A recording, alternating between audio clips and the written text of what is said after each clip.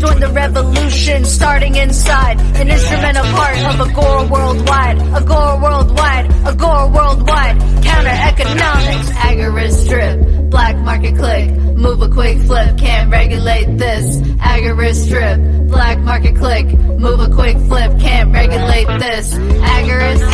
Agorist. Agorist. Agorist. Nexus. Agorist. Agorist. Agorist. Hey, this is Brandon, just doing a solo episode today by myself. Want to give you guys some content. I've been doing, I'm going to be doing some solo episodes because down here in Mexico during the rainy season, my internet's just so unreliable that, it's not good. But I try to be responsible. I ordered satellite internet, a little backup battery pack for, power the box that it goes to. So even if I lose power, I'll still have amazing high-speed internet. I think 150 megabits. And so I can't wait for that. I don't know when it's going to be here. They said it was going to be 2022. So we'll see. We'll see if all power's knocked out on the 24th. And then that's to reference the German politician who said that there'd be some kind of crazy event on the 24th and that we'd all know exactly where we were that day, like it was JFK being shot or 9/11 or something, So yeah, it'll be interesting if something actually does happen that day, some kind of event. Well, before I get into it, let me thank the sponsor, Agorist Acres. Agorist Acres gives you high quality seeds, and they don't just give you cheap little baggies. They a lot of the seeds, they'll put them in special vials. Very convenient, very nice, and you can even, I think you can even use those vials for something else. So it's pretty cool because they're kind of green in that way too, and then you can pay in crypto. If you guys do need seeds, definitely check them out because they're really keeping us alive right now. They're really helping us. And then we also get 10% if you use code Nexus10. That goes directly to content. That doesn't touch any of my finances or anything. Agorist Nexus's finances have always been completely separate, and that's pretty much what you have to do when you have a business. So I don't make any profit with Agorist Nexus at all. Its sole purpose is just to spread agorism. But yeah, things have been a little rough lately with the inflation and the crypto crash, and even stocks crashed, and prices have risen and stuff. So it hasn't been the easiest time lately. But yeah, we'll definitely get through it. You can also, if you do want to help us out or support us, that'd be greatly appreciated. We're on Subscribestar too. I'll have that link. And if you guys want to support the documentary that we're doing, we'll have that link there. There's all kinds of bonuses and benefits that you guys will get. A lot of the bonus content that I'm going to be doing, or not bonus content, but a lot of the content that I'm going to be doing, the solo stuff, I am going to try to make it in a way where I give you guys as much information as possible without, a bunch of fillers and stuff, just so that you guys get as much as you can out of the episode in a shorter amount of time. And I'll be doing little mini episodes for the most part. And then, Dag and Jeremiah will be doing regular episodes and solo episodes. And just with my internet situation, we've really decentralized the way that we do the podcast. So yeah, but I think it's going to work out good. You guys are going to get more content and stuff like that. And another thing with the Subscribestar is that we don't even have a single Subscribestar person yet. We pretty much just put that up, I think. So, I think I've had it up, but I've never advertised it or anything. I've never even put a link out. So nobody really knows that we even have a Subscribestar. But the first Subscribestar member that we get, I'm going to do something nice. I don't know yet, but I'm going to do something nice for him. So yeah, let me get into the episode here. This episode's going to be mostly just philosophical. I've been working on a couple episodes. There's one that I've been doing a really detailed outline on with a lot of work. And I'm really excited about that episode that's going to come out because it's about a lot of topics that I care about all in one. And it's really cool. So I really can't wait to show you guys that one for sure. That one might come out 2 or 3 days after this one, but no guarantees on the timeline there. This This little like short philosophical episode is going to be about some quotes that I posted on Twitter, and I'm just going to give like short summaries on them. The first quote here, it's quote, "For the greater good," unquote, is often thought of as a liberal argument. But what about tariffs? Goods imported from foreign entities are made more costly by the state to steal wealth while creating distortions and misplaced labor in the marketplace, all for the sake of jobs. I don't really hear people really make this argument very often. I just don't hear it, but I think it's a great argument because Republicans, conservatives, MAGA people, they're always like those damn liberals just want to go off and, sacrifice the individual for the collective. And it's like, well, you guys do too.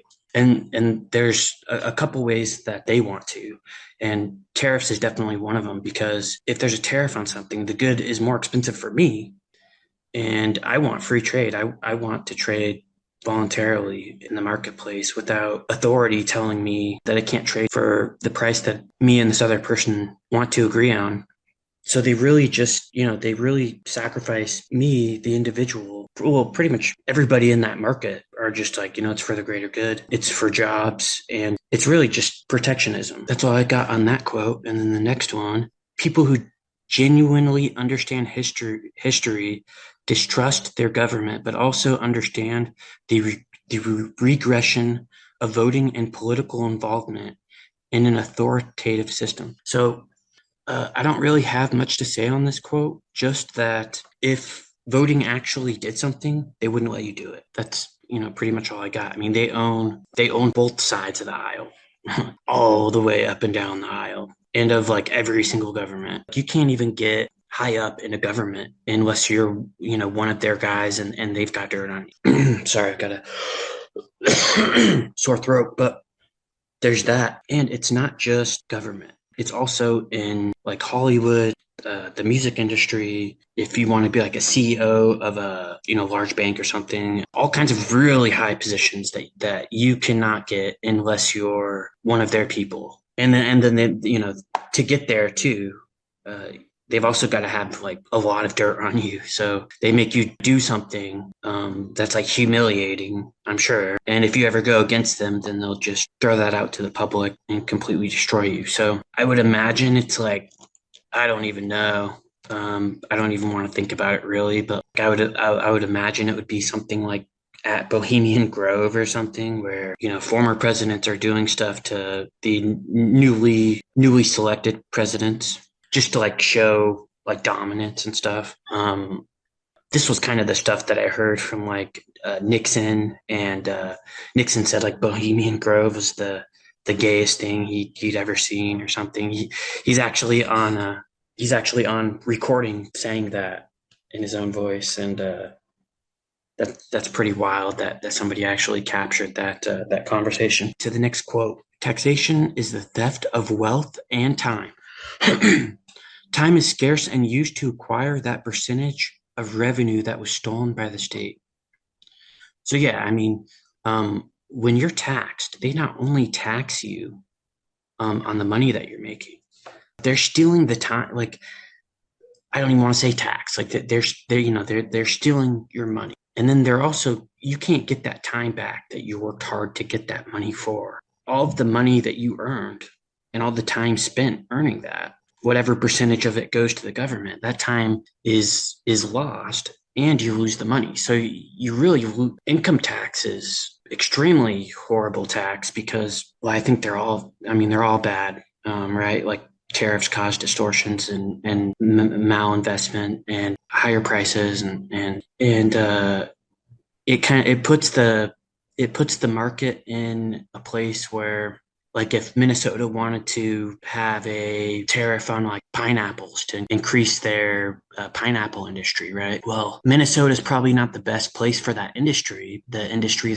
that central planning wants to put into place. So then you've got all of these people going, you've got all the people selling pineapples and producing pineapples and selling pineapples in Minnesota to get that large amount of profit because they're putting just massive tariffs on every other state that imports to Minnesota. Not an actual scenario, just one that I'm making up, of course. Then you've got all these entrepreneurs who are like, oh wow, there's a lot of money in this industry and there's not a lot of pineapples here. So then they start making like indoor facilities, spend all this capital to create this industry there. And then you've got workers move from other section, like maybe they were doing some kind of manufacturing in Minnesota and they're like, oh wow, there's these pineapple jobs that are paying really good. So then you've got all of these distortions of these employees going to where the incentives are. And yeah, it's really an interesting way to think about it because, Minnesota wouldn't be the best place for it. It's snowy. All your stuff would have to be indoors and you'd have to build a lot of infrastructure. So there's that. And then the government all of a sudden says, well, we're not going to have a tariff on pineapple anymore. We're going to have a tariff on something else. Well, all the entire pineapple industry that they built up through incentives of the central planners. Well, all of that is gone now because they ended that tariff. So now you've got all of these guys who've got all of this infrastructure and all of these pineapples and all this other stuff. And now they can't make money off of it anymore because that tariff's gone. So the government just artificially created an industry through central planning and then they destroyed it in a single blow. And all of those entrepreneurs that put their money into the pineapples, well, they lose out. They lose out big because that tariff's not there anymore. And in a free market, without central planning, maybe they would have done an industry that was better suited for Minnesota, and they would have had a longer, more sustainable, business model that wouldn't, go bankrupt within government decides to end that special privilege. So there's that. I could go on about tariffs for a while, but I think it's very important because of a lot of people, especially conservatives, and they dig on it pretty hard. It's important to try to explain it because there's a lot of those scenarios that happen that we really don't see because of tariffs, and really they can be damaging economically. But yeah, moving on to the next one. Those who want to restrict freedom of movement after the government lockdowns of 2020 and 2021 should reevaluate their position. Fully restricting movement of an individual means they are tied and bound. Giving the state authority to take an inch grants them the power to take it all. So, well, you guys already know, you give government an inch and they'll take 100 miles on you. They won't even take a mile. They'll take 100 miles, enslave you and take as much of your wealth as possible. So maybe the best example is this. So with like freedom of speech, if the people were to allow a government to say, okay, you can like regulate our free speech, but just a little bit, the government's like, well, I now have authority to regulate free speech. The income tax, when it was first put into place in the early 1900s, was put there with a 1%, like a temporary income tax. And nothing's ever like temporary or goes away with the government. They always want more power. They're always going to be drawn to the power. And the good people, they don't want to control you. They don't want to rule over you. So you're always going to have these bad people in office. And there's no incentive to serve you. Government has no incentive to serve you. They only have an incentive to try to steal as much money as possible and to put you into a situation where you can't fight back against them because they don't want to risk, dying or losing power or having their power taken away. It's kind of like, it's just 14 days to flatten the curve, guys. Just 14 days, let me just regulate a little bit of movement, and usually turns out bad. Now, in this quote, I say the lockdowns of 20 and 2021. Well, a lot of countries locked down and their citizens couldn't come or go. Australians who had a passport couldn't even get back into their country. Like why even be a citizen at that point if you can't go back home? Countries not allowing you to enter without like vaccines and stuff. It's so blatantly obvious like how bad of an idea controlling movement is. You want these violent thugs to potentially have control of if you're able to leave or not.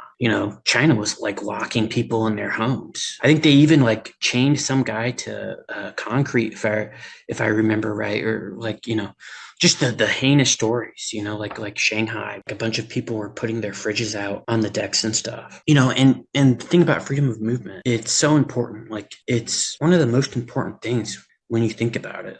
There's a huge difference between somebody who's able to move around and go wherever they want to somebody who's like in prison, right? That's why freedom of movement is just so important. Really can't stress that enough. I'm going to wrap it up with a quote here. Thanks for listening, guys. It's just been a true honor over the years. Agorist Acres just turned 4 at the end of August, like almost a month ago. It's definitely been a crazy ride. Lots of ups and downs, but I wouldn't change it for the world. Like, liberty is really my passion, and there's nothing else that I'd rather do with my life. And I've got this quote for you right here. So, the kings, quote unquote, limited themselves and shared their plunder with aristocrats and certain favored merchants. Thus was born mercantilism. Then even peasants and workers were permitted to plunder their fellow merchants, farmers, and workers. This was called democracy. Groups were allowed to organize to fight over who should steal from whom, and thus were formed political parties. Samuel Edward Conklin III, of course, Primer. I really love this quote because breaks it down really nicely. Like, political parties are really just like special interests that want power for their benefit. And they, of course, disagree with other parties that want power for their benefit. And ideological philosophy to not only spread their culture, but special interests and put in place their regulations and stuff like that. So it just really shows you that, like, the whole forming of political parties wasn't even about trying to create a better world. Political parties are really just formed because that party is buying for power. So that's pretty much why. So yeah, that's gonna wrap it up. Thank you so much, and yeah, be well. Agorist Nexus is out. I'm plugging through the Agorist Nexus. We need the whole community connected. We're the alternative collective, self-sufficient and effective. Tell the rug from effective. Each one take the rug from effective. Self-sufficient and effective. Free Knox.